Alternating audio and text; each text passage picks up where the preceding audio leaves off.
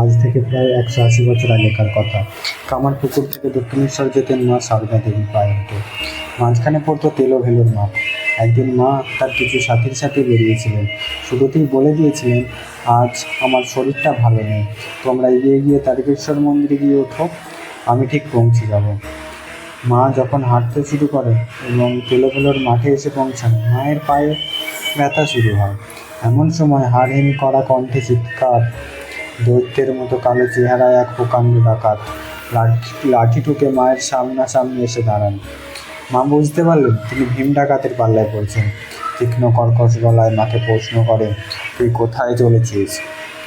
মা উত্তরে বললেন, আমি তোমার মেয়ে গো বাবা সারদা, দক্ষিণেশ্বর যাচ্ছি তোমার জামাইয়ের কাছে। বিচলিত না হওয়া গলায় মায়ের এমন কণ্ঠ শুনে মন গলে গেল ডাকাতের। অলৌকিক আলোতে ভরে যায় গোটা তেলভেলোর মাঠ। ডাকাত ভীম সর্দার এবং মা সারদা দুজনেই অনুভব করলেন মা কালী সেখানে এসে উপস্থিত হয়েছে। ডাকাত সর্দার ভীম এসে মায়ের হাতে পায়ে ধরেন। মা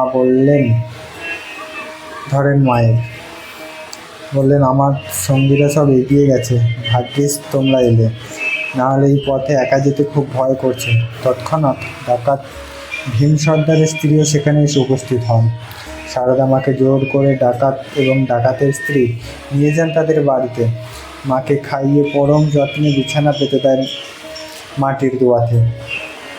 পরের দিন ভোরেতে ভীম সর্দার নিজে মাকে পৌঁছে দেন দক্ষিণেশ্বরে।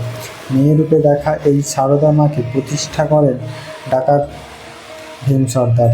এই মাঠটি তেলো ভেলোর মাঠ এবং কালী ঠাকুরের মূর্তিটি ডাকাত কালী নামে পরিচিত।